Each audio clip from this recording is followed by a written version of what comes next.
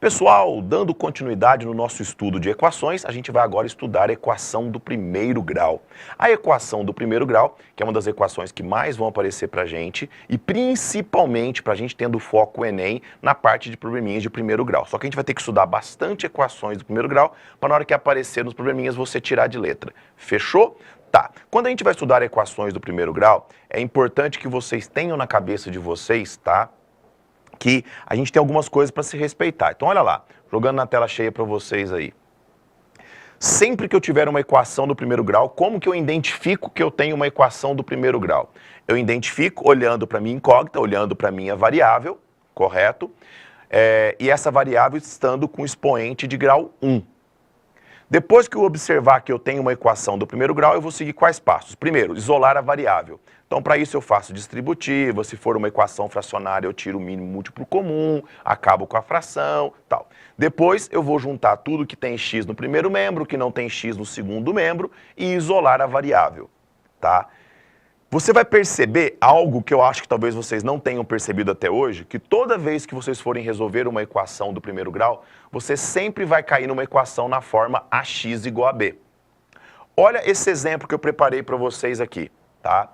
É uma equaçãozinha do primeiro grau simples, correto? Uma equaçãozinha do primeiro grau simples, que pode aparecer diversas vezes para vocês em probleminhas de primeiro grau na prova, tá? Vocês vão perceber isso daí.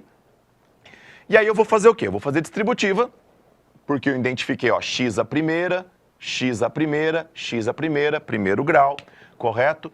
Vou fazer distributiva aqui. Então vai ficar 5 vezes x, 5x, 5 vezes 3, 15, menos 2x.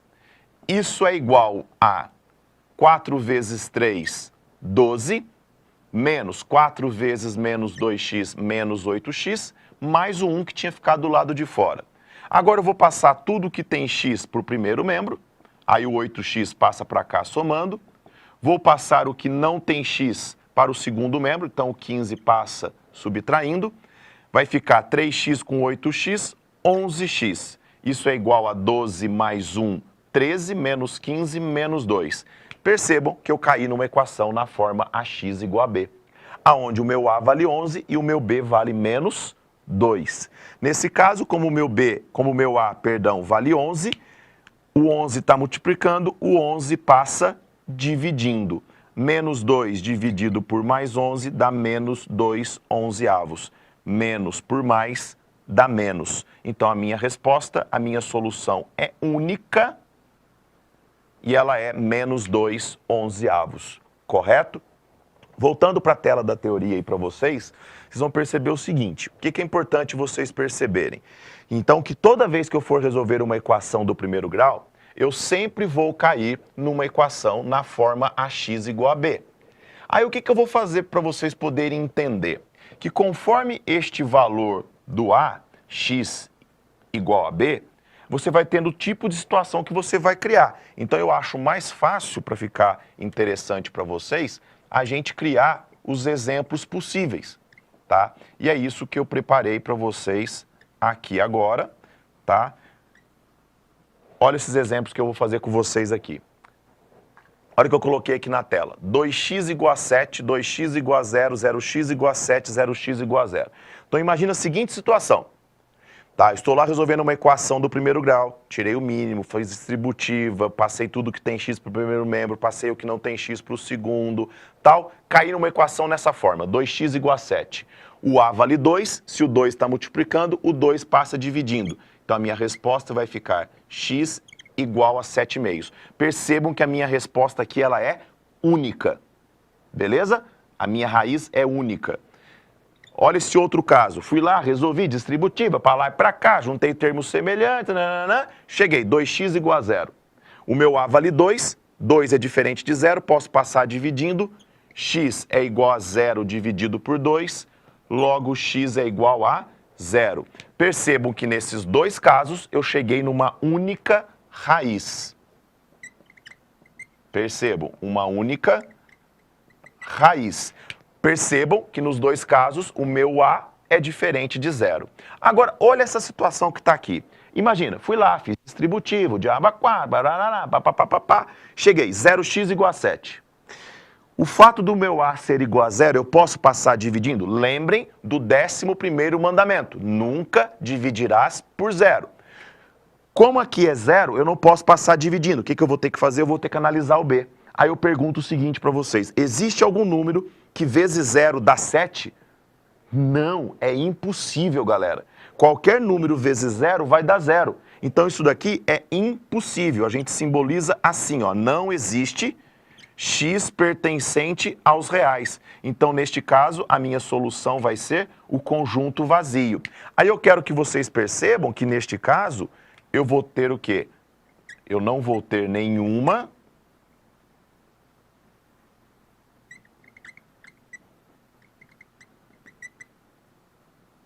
raiz. E se por acaso o meu A for zero e o meu B também der zero, se você cair numa equação assim, 0x igual a zero, você vai lembrar, qualquer valor que eu colocar para x vezes zero vai dar zero. Ou seja, qualquer valor real para x satisfaz essa igualdade. O símbolo de qualquer que seja em matemática é o azinho de ponta cabeça. Então, qualquer que seja x pertencente aos reais, então a minha solução vai ser real. Vocês vão perceber que nesse caso, o fato da minha solução ser real é que eu vou ter infinitas raízes. Aí, para organizar para vocês, olha na tela da teoria para vocês poderem perceber. Então, eu sempre vou cair na seguinte situação. Cair numa equação na forma x igual a b, certo? Se o a for diferente de zero, eu passo dividindo. Aí eu posso passar dividindo tranquilamente, correto? Tá? O a está multiplicando, o a passa dividindo. E eu vou ter, então, uma única raiz, que é a raiz b sobre a. Perfeito? Tá. Agora, se eu estiver resolvendo lá a minha equação, tá? E eu cair no a igual a zero, olha lá, ax igual a b, com a igual a zero, eu vou cair no 0x igual a b. Nesse caso, eu posso passar o a dividindo? Eu posso passar o zero dividindo? Não, Gaspar, eu não posso passar o zero dividindo. Então, nesse caso, o que eu vou ter que fazer? Eu vou ter que olhar o b. Olhando para o b, eu vou ter duas opções. Se o b for igual a zero, correto? Se o b for igual a zero, qualquer número que eu colocar no lugar do x vezes zero vai dar zero. Se o b for diferente, e nesse caso eu vou ter infinitas raízes, foi o que eu acabei de mostrar para vocês. Se o meu b for diferente de zero, então eu vou ter 0x diferente de zero, e aí neste caso eu não vou ter nenhuma raiz, certo? Para que vocês possam entender, olha esse exemplo que eu preparei para vocês aqui, para que fique mais fácil de vocês entenderem. 5 que multiplica 2x mais 1 mais 7 é igual a 3x mais 7 vezes 3 mais x. Tá, vamos lá. Distributiva, equação do primeiro grau, vai ficar 10x mais 5 mais 7 é igual a 3x mais 21 mais 7x. Vou passar tudo que tem x para o primeiro membro. Passei o 3x e o 7x trocando de sinal. Vou passar tudo que não tem x para o segundo membro. Então, o 5 passa trocando de sinal e o 7 passa trocando de sinal. Vai ficar 0x igual 21 menos 12, 9. Percebam, eu caí numa equação na forma x igual a b, nesse caso 0x igual a 9. Pergunto, o a vale zero, posso passar dividindo? Não. Existe algum valor para x que vezes zero dá 9? Não, é impossível. Não existe x pertencente aos reais. Neste caso, a minha solução é o conjunto vazio. Perfeito? Então, voltando para a tela da teoria, para vocês poderem finalizar, certo? Percebam, olha lá, equação na forma x igual a b. Sempre que eu for resolver uma equação do primeiro grau, eu sempre vou cair uma equação na forma x igual a b. Se o a for diferente de zero, posso passar dividindo, vou chegar numa única raiz. Se o a for igual a zero, eu tenho que olhar para o b. E aí eu tenho a opção de ter infinitas raízes se o b for zero também, e se o b for diferente de zero, não ter nenhuma raiz. Então, galera, a gente vai pensar no quê?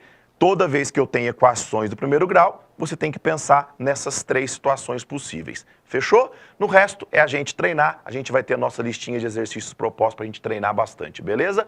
Bom estudo para vocês, a gente se vê em breve. Um abraço!